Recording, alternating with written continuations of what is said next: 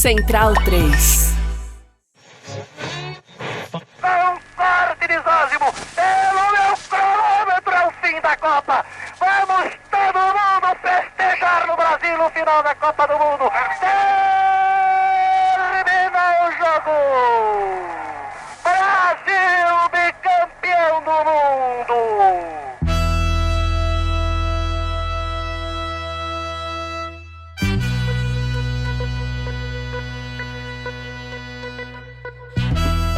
A lista de bicampeões mundiais pela seleção brasileira tem 16 jogadores e é uma constelação. Quem acompanha futebol deve saber o nome de praticamente todo mundo. Pelo menos já ouviu falar, sabe mais ou menos quem é, tem alguma pista. É tudo gente grande na história das camisas mais pesadas do país. Estamos falando dos goleiros Castilho e Gilmar dos Santos Neves, dos zagueiros capitães Bellini primeiro e Mauro depois, dos inventores das laterais Djalma e Nilton Santos, dos craques do próprio Santos de Pelé, tipo Zito e Pepe, do espetacular meio-campista Didi, do excelente atacante Vavá e dos inconfundíveis, aqueles sinônimos de seleção brasileira, tipo Cafu, Zagallo, Ronaldo, Garrincha e o próprio rei do futebol, esse tricampeão. Falta um. O mais diferente é talvez o menos lembrado deles, 2 Copas na estante e nenhum holofote dos times mais midiáticos. Pior, não resistiu nem à lista de ídolos no site do clube que defendeu por anos e anos. Com certeza é aquele que menos pudemos ver em fotos, notícias, especiais desde então, mas talvez o que tem a melhor história para ainda ser contada e lembrada. Zósimo Alves Calazans, muito prazer. Amarela Ouro é uma série de histórias da seleção brasileira de futebol em Copas do Mundo, semanalmente no seu tocador até o Mundial de 2026. Eu sou Paulo Júnior, o podcast é uma produção da Central 3 e esse é o episódio de número 4. Precisamos falar de Zósimo. O zagueiro do Bangu, clube pelo qual virou jogador no início dos anos 50 e defendeu até 63, já tinha ido aos Jogos Olímpicos, ao Sul-Americano e então foi à Copa da Suécia em 58 como reserva. Coadjuvante não está tão presente nos relatos da época que celebram Pelé e Garrincha. Na biografia de Mané, escrita por Rui Castro, escapa um apelido. O ponta do Botafogo chamava o amigo do Bangu de Boneco da Esso, aquele dos anúncios, mas o Zósimo se colocava mais como parecido com o cantor Harry Belafonte. Vivia, inclusive, cantando Matilda, um sucesso do rei do Calypso. Matilda, she take me money and run Venezuela. O nome do nosso personagem é mais citado quando encontramos análises sobre a questão racial que envolveu aquela seleção do primeiro título. Havia um debate sobre certo embranquecimento do time, quando tinha quem acreditasse que os jogadores negros sucumbiam psicologicamente à competição de alto nível. Isso apareceu mais fortemente depois de uma excursão do time nacional à Europa em 56. O assunto, evidentemente racista, surgia em comentários e análises da imprensa como se fosse uma conversa técnica ou tática sobre o time. Enquanto isso, se o jovem Pelé tinha condição física questionada, 3 jogadores negros perderam a posição às vésperas da estreia. Garrincha, por seu comportamento tido como irresponsável ao driblar a defesa da Fiorentina num amistoso pré-Copa. Djalma Santos, que acabou reserva de Desorde e precisou jogar só a final para entrar na seleção da Copa.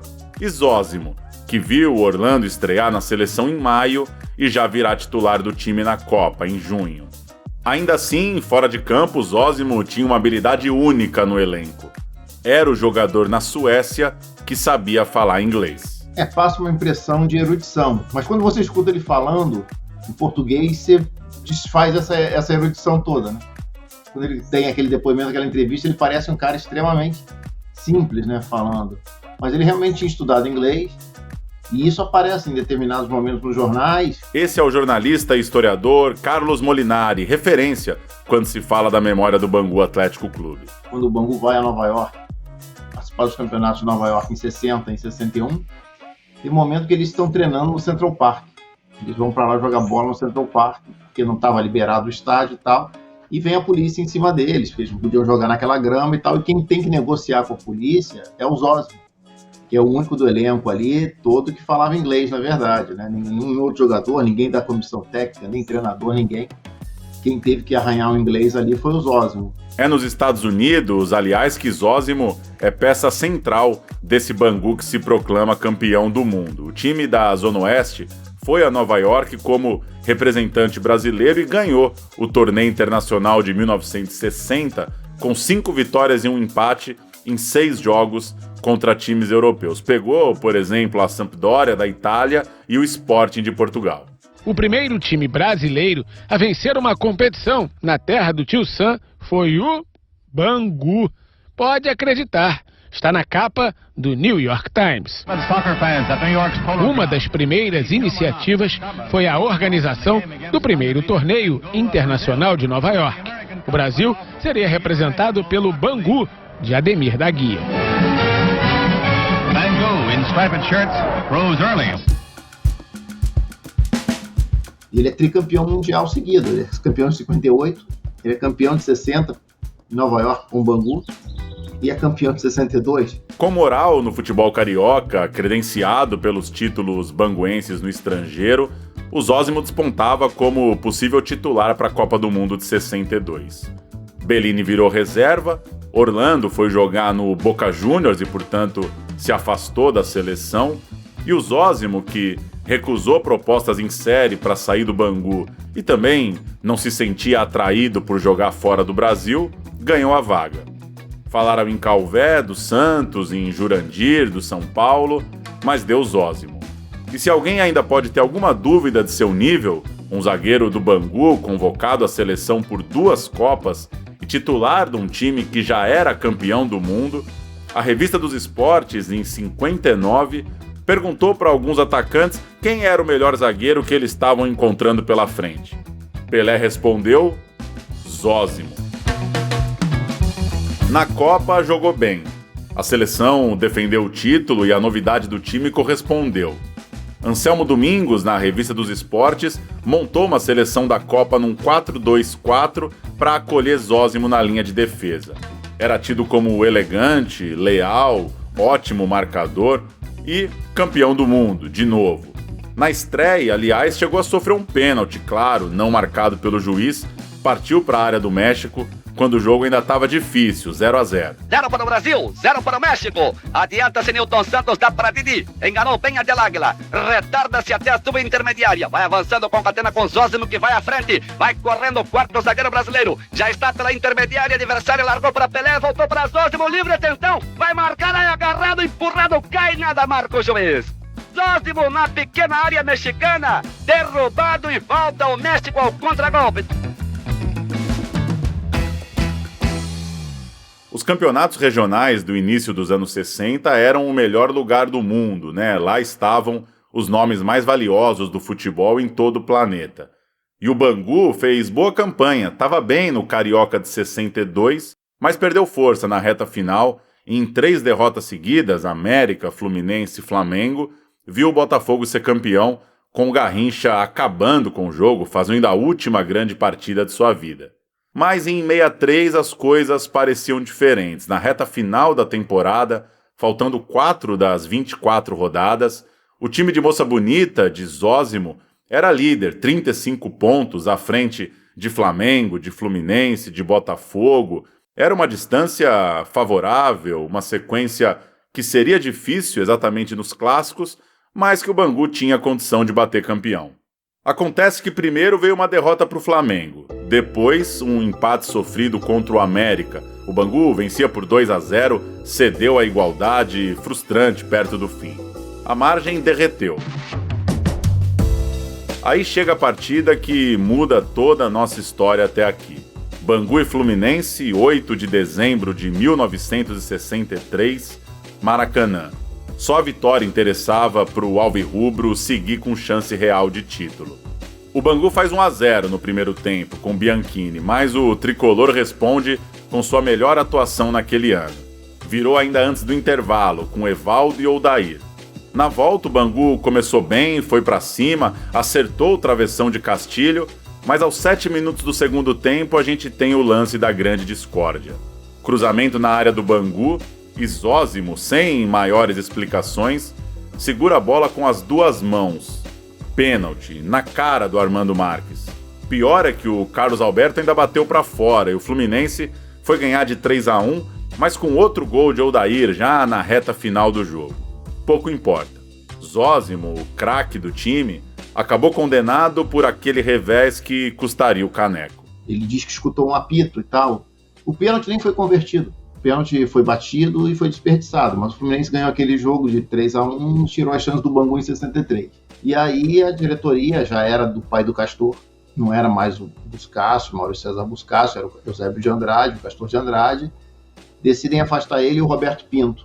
O Roberto Pinto meio campo e ele da zaga, porque acharam que eles tinham se vendido para o Fluminense, que tinha acontecido alguma coisa. Começa então um disse-me-disse longo, enrolado. Ele não joga a última rodada, não volta aos treinamentos em 64, tem a acusação dos dirigentes de um lado, tem o Zósimo se defendendo de outro, a vizinhança no bairro pressionando o morador ilustre, nenhuma diplomacia e, no fim, o término da história para o mais vitorioso dos jogadores do Bangu. O Mengo soubera segurar o empate e o 0-0 representava o título de campeão carioca de 1963.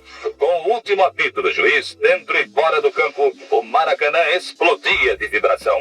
Era o grande final para a festa máxima do futebol carioca. Flamengo campeão carioca e Zósimo indo jogar na Esportiva de Guaratinguetá. O Bangu escolhe seus ídolos também. Se você for ver, a gente escolhe. A torcida mesmo escolhe. A torcida olha e vê nomes e não lembra dele. A sociedade daqui a dos anos 60 guardou alguma mágoa e ele acaba entrando no esquecimento, né? Por mais que ele tenha sido importante.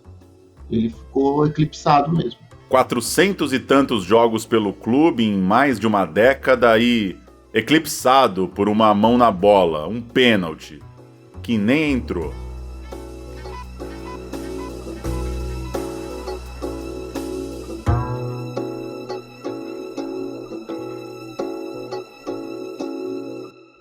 Zósimo, bicampeão do mundo, ex-jogador de grande clube, esquecido numa cidade pequena. Qual a razão? Foi acusado de suborno pelos dirigentes. Ouvimos a parte final de Subterrâneos do Futebol, filme de Maurício Capovilla que integra a coleção Brasil Verdade, produzida por Tomás Farcas nos anos 60, junto de Memórias do Cangaço, Nossa Escola de Samba e Viramundo. Se nunca viu, veja. Sou Zósimo Alves Calazans, jogador profissional de futebol.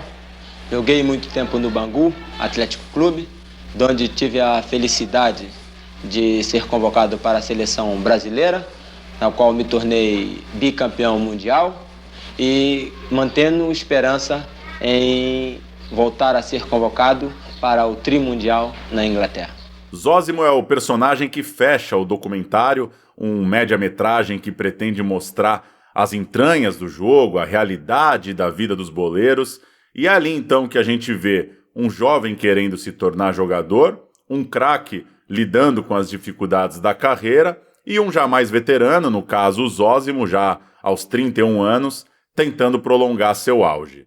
O craque, no caso, é Pelé, que inclusive diz no filme: o jogador de futebol é um escravo. O trabalho foi lançado como longa-metragem em 65 e as filmagens nas temporadas anteriores pegaram então Zósimo em Guaratinguetá depois dessa saída conturbada do Bangu. Não à toa a expectativa de ainda voltar ao grupo rumo à Copa de 66 e naquela altura da carreira um certo desalento, desânimo com os rumos da profissão. Zósimo era um cara diferente no meio, estudioso, preocupado, rígido com a preparação e, portanto, sua escolha no projeto cinematográfico não é à toa. Mais marcante ainda é a fala de Aldair, sua esposa. Em relação ao problema excursão e concentração, eu sei que tem sido até hoje um problema bastante difícil para as esposas e jogadores enfrentar, porque eu tenho tido bastantes exemplos, inclusive um exemplo eu tive numa excursão que ele fez de 3 meses e 10 dias. Foi uma coisa mesmo emocionante, porque eu senti bastante a falta dele.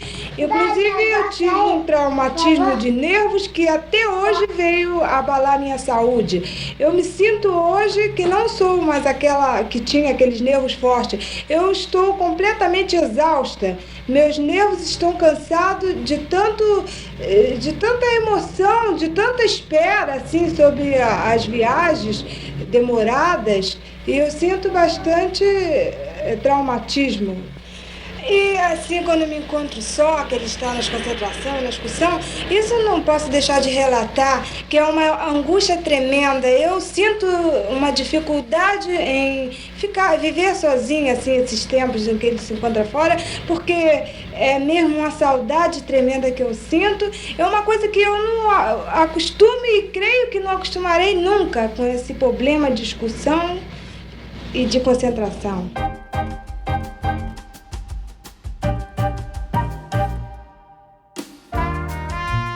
Zósimo conheceu Dona Aldair em 58, quando ela passou para ir à igreja e ele estava lendo no portão de casa. Se encontraram depois próximo à farmácia em que a mãe dela trabalhava e marcaram o casamento para dezembro de 60. Ele, investindo em terrenos, imóveis, construindo, já tinha pronto lugar para morar na rua Sidney 348, apartamento 201, à beira do estádio de Moça Bonita. Ela, como ouvimos, não gostava das viagens, das concentrações, não queria nem saber de especulação de mudança para jogar no Flamengo, porque a Gávea, no fim das contas, também ia ficar mais longe. O campeão do mundo era baiano de Salvador e, ao virar profissional, foi trazendo a família para a zona oeste do Rio. Pai, mãe, irmãos, um deles ótimo jogador também, Calazans, 7 anos mais novo, campeão pelo América em 60. O zagueiro era então um homem família, tinha seus passos medidos pelo jornalismo local, tanto que o matrimônio e o nascimento do filho renderam páginas cheias na revista dos esportes. Filho do campeão mundial ganhou automóvel ao nascer. Frank é de 18 de abril de 62. E a memória aponta que o pai foi liberado da concentração da seleção para visitar a maternidade em São Cristóvão. No dia 21, o Brasil fez 6-0 no Paraguai, no Maracanã, um time de rotina daqueles tempos. Djalma Santos, Nilton Santos, Didi, Garrincha, Pelé e Zósimo. Mas as pessoas que eu encontro hoje, que, vamos supor, tem 15 anos a mais do que eu, aí todo mundo é unânime em dizer, a principal característica dele é a elegância, né? Que o pessoal fala muito da maneira elegante como ele jogava, né? Era muito clássico. Esse é o Frank, que então já nasceu sendo campeão do mundo. O pai ainda seguiu algumas temporadas pelo futebol brasileiro, passou inclusive rapidinho pelo Flamengo e viajou por aquele final de vida de jogador e início de trajetória de técnico. Em 66, quando o Brasil tentava ser tricampeão no Mundial da Inglaterra, ele vivia a transição da carreira no Sport Boys, no Peru. Quando o Brasil perdeu a Copa de 66, né? Eu tinha 4 anos. Eu me lembro de estar em casa, lá no Peru, estava eu, minha mãe na cozinha, meu pai consertando alguma coisa lá, e ele estava escutando o rádio. Isso é a notícia que o Brasil tinha sido eliminado lá pela Hungria ou Portugal, né? Foi o último jogo do Brasil. José Augusto para a Graça, atenção, levantou para a boca do arco, volteia de cabeça, passando o perigo, Orlando, voltou para o Eusébio, atira, gol!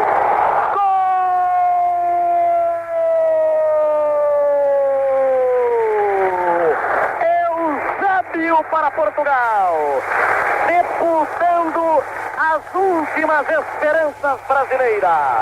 Rapaz, eu me lembro dele até hoje chorando, mas chorando que nem criança, né? Por quê? Porque ele não tinha ido, né? E aí ficou aquele sentimento de que, pô, caramba, pô, eu podia estar lá, coisa e tal, né?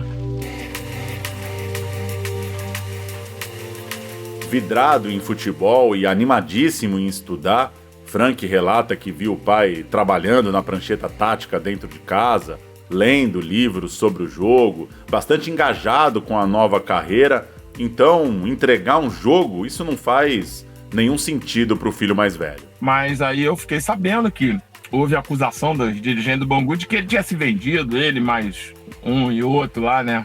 E isso, os últimos anos de vida, jamais, é impossível, né? Ele ter feito isso, né? Não era nem de perto a índole dele, né? Zósimo voltou a ser técnico no Peru em 71, depois ainda teve outra ida ao país vizinho, ali por 75 e 76, além de uma passagem também por El Salvador.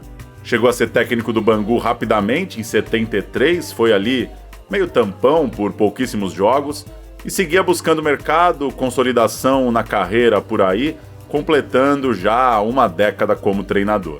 O garoto Frank viveu essas aventuras latinas e, se fizer as contas, deve ter morado mais tempo no Peru que na velha casa de Bangu, até que retornaram ao Brasil para um novo momento dessa caminhada. Zósimo vivia a expectativa de, quem sabe, pegar a barca para o Oriente Médio. O Frank conta que já havia contatos da então CBD e muitos brasileiros seguiram esse caminho na sequência, como o Zagallo, que foi treinar na Arábia Saudita. Alguns relatos também dão conta que ele logo voltaria ao futebol peruano. Acontece que, enquanto isso, treinando os juvenis do Campo Grande, dirigia para um dia de trabalho quando o carro escapou na pista molhada da estrada do Medanha. Bateu num poste. Morreu nesse acidente em setembro de 77, aos 55 anos. Frank conta que Garrincha, um grande amigo, foi ao velório do pai.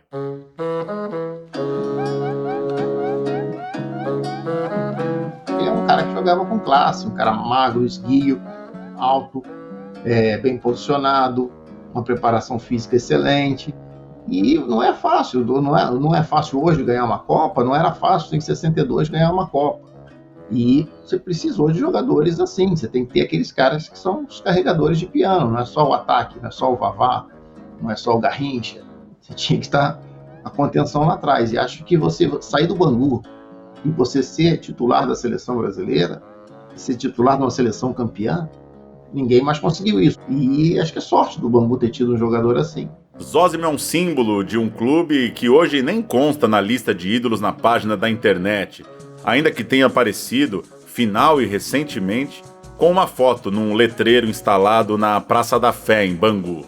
Coisas do futebol, efêmero e ingrato, mesmo num time do subúrbio, ao zagueiro morador da casa ao lado, que recusou várias saídas e que tantas vezes baixou ali com um pôster novo na parede. Um tipo raro, poliglota, avesso às bebidas e com gosto por dormir cedo, formado na universidade, tão logo pendurou as chuteiras. Bangu, na década de 60, quando ele era jogador lá, né, fez uma excursão nos Estados Unidos e ele que foi o intérprete lá da delegação, né? Ele falava fluentemente. E ele nunca morou em país que... Ele jogou sempre aqui no Brasil, tirando o final de carreira lá no Peru. Deve ter sido autoditadismo mesmo, né? Ele pegava livros, cadernos, mas aí quando ele encerrou a carreira, que nós voltamos do Peru, e aí ele se formou em letras, português e inglês.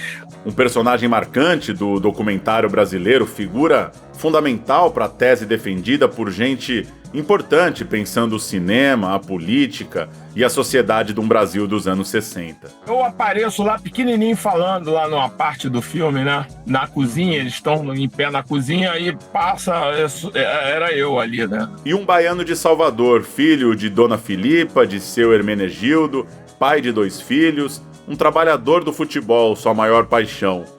Bicampeão mundial, sentado à calçada da rua lateral ao estádio de Moça Bonita, lendo no portão. Um dos 20 homens a ganhar 2 Copas do Mundo, 16 nascidos no Brasil, só ele na Bahia. O último, num artigo em ordem alfabética, dentre todos que já levantaram a taça, lá na letra Z de Zósimo. Aquele fundo de memória típico das grandes histórias, de um personagem menos lembrado por uma série de fatores, geralmente bem pouco generosos, e com uma vida ainda a ser mais longamente contada. No fascínio do futebol, o honroso lugar daqueles meio esquecidos tampouco preocupados com o maior estrelato e que, diante disso tudo, estaria pronto para antecipar um lançamento de rotina no Maracanã lotado ou tocar uma conversa no estrangeiro, em Estocolmo ou Nova York. Jogador do Bangu, da seleção brasileira e enviado por um anjo torto para ser goche na vida.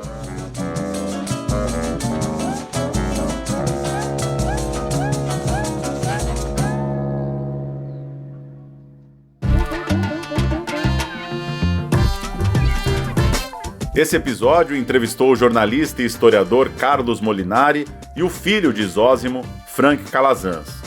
Ouvimos áudios da Rádio Guaíba, Rádio Globo do Rio, Sport TV, o canal 100 em especial da ESPN Brasil e o FIFA Plus.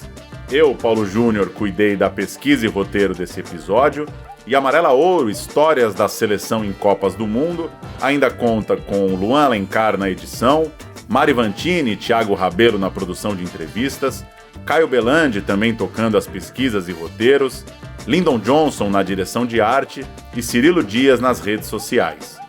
Eu, Paulo Júnior, faço a locução e a direção geral, Domênica Mendes é a gerente de operações e a produção executiva é de Rodrigo Borges. A Central 3 é uma empresa da F451 Mídia. Siga em @Central3, tudo junto e por extenso. Indique os episódios para quem gosta de podcast, de histórias e de futebol. E não se esqueça de nos avaliar no seu tocador favorito. Nos encontramos no próximo episódio e vamos até a Copa do Mundo. Até lá!